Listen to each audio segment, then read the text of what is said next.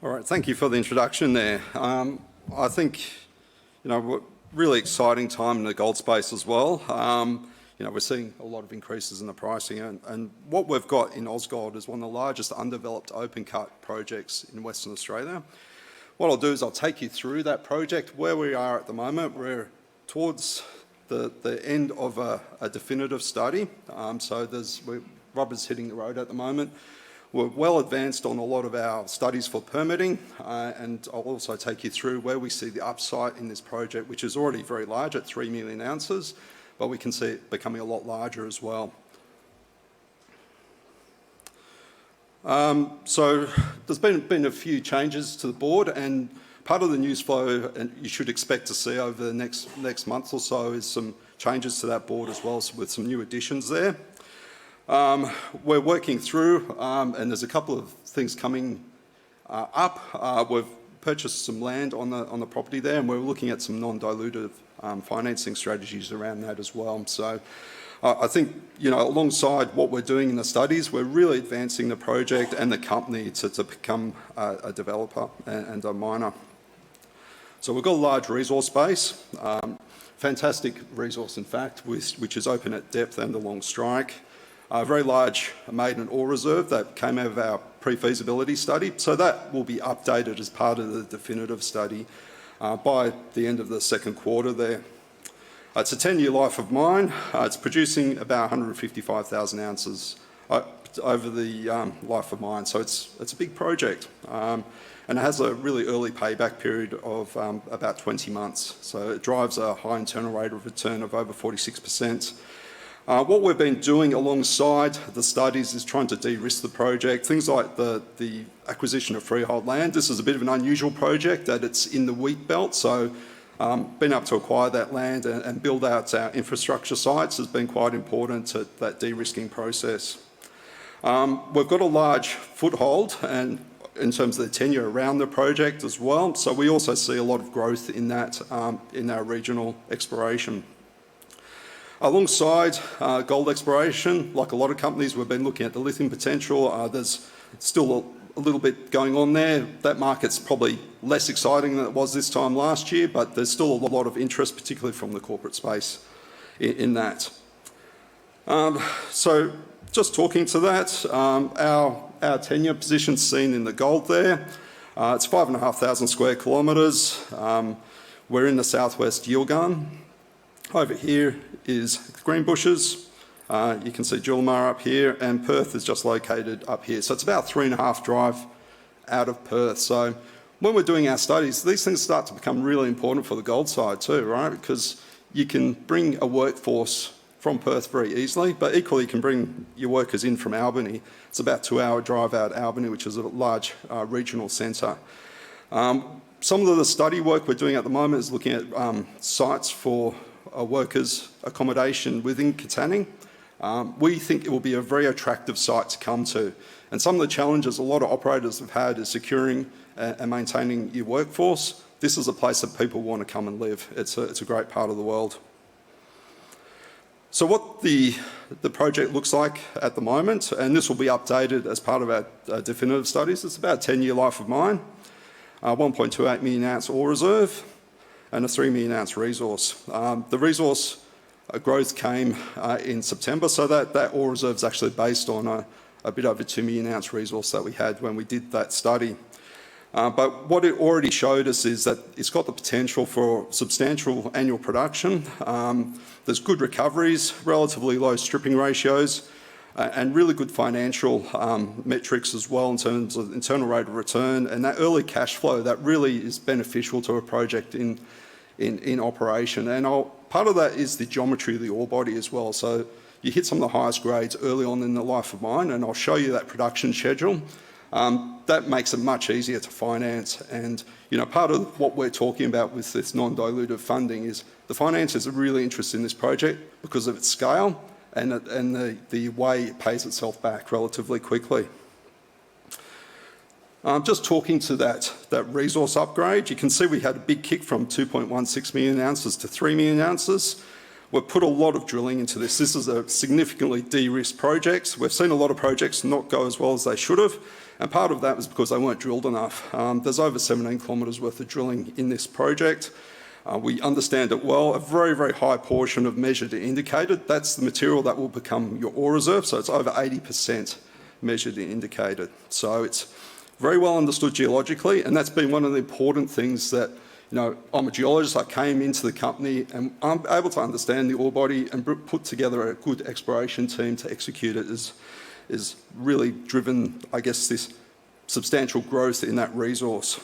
What I'll do briefly is just show you a few things around town, around the project. This Verify thing's great for doing that. You can see Katanning, it's a township of over 4,000.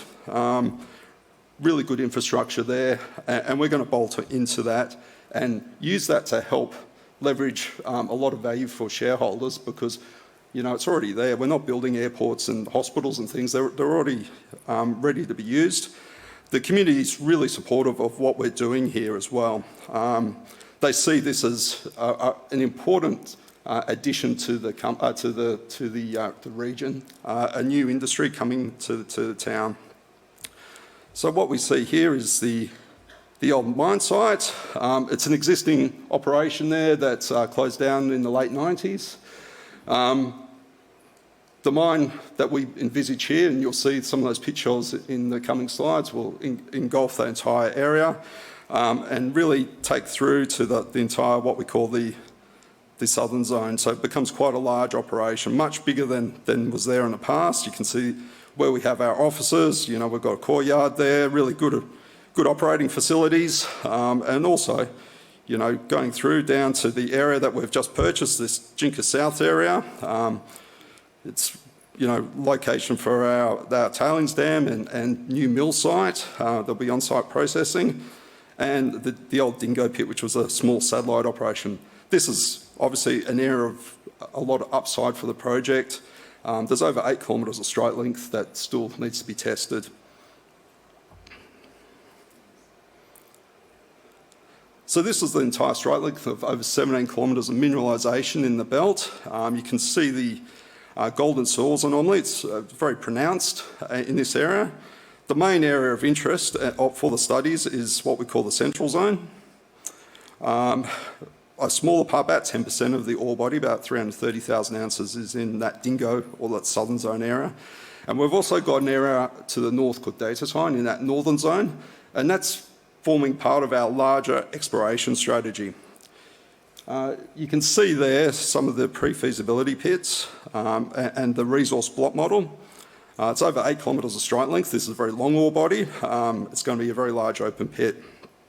It's about 200 metres vertical depth. And you can see there that there's still some opportunities, particularly in this southern zone. You can see some of the gaps there that will fill in with some more exploration. But really what we've been focused on over the last 12 months is getting this through a study and establishing a financing and operation here. The exploration will come alongside that.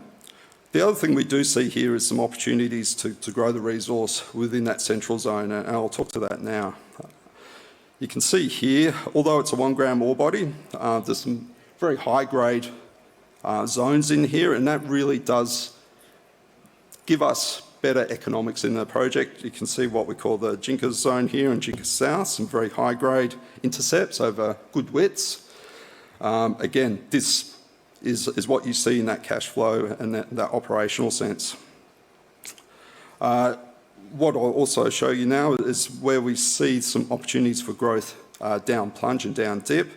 What we've used, like a lot of companies like Bellevue, is downhole EM, and that's been a really effective tool, and you can see some of these EM plates showing where the ore body's trending to. It gives us a really surgical method of targeting those areas of potential beneath our ore body without having to pattern drill it. We can target those geophysical anomalies and look at extensions to the ore body there. So that's approximately 300 metres in strike down plunge, and you can see, you know, we've started to test that area, but it still sits outside our current resource. We expect that to become a future underground target for exploration and development drilling. The red here represents the high-grade zones of mineralisation, so that Jinkas up here and the Jinkas South Lode. There's an internal granite ore body, a body sitting in the yellow there that this ore body wraps around. So I'll just briefly take you through a few section views just to give you an understanding of that. You can see there's a substantial amount of drilling in this. We understand what this ore body looks like. You can see the ore body wrapping around that internal granite and some of these high-grade zones up in that top section that really drive that high rate of internal return. And again, some very nice intercepts close to surface there. Now, what I'll do is quickly take you through the southern zone, that Dingo area. Again, that's an 8 kilometre strike length south of Dingo. You can see the soils anomalies there. And that those pits there that are part of the pre-feasibility study, they'll be updated with the new DFS coming. You can see those high-grade chutes that form the ore body there.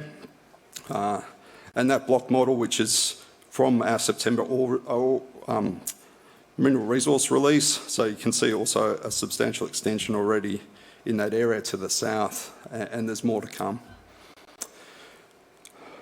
What I'll do now is take you to what we call the northern zone, the data zone area. This is a little bit different, this ore body. It's quite steeply plunging rather than the shallow plunges that we see in that main central and southern zone. Some really nice grades in there. But it also forms a larger northeast trend that extends all the way up to our Stanley prospect, which has again got some very high-grade results, and I think is actually quite exciting for the future of the project and that growth potential. You can see a large piece of visible gold in core here that we drilled last year. Some very high-grade results, and there's more potential here as we further drill that. So that data time project, the main containing projects here, data time sits on this structure, which extends all the way up to Stanley. So you can see in red there, the gold anomalies, which have been taken from surface sampling and some drilling. And what I'll do is I'll quickly take you through that Stanley project as well.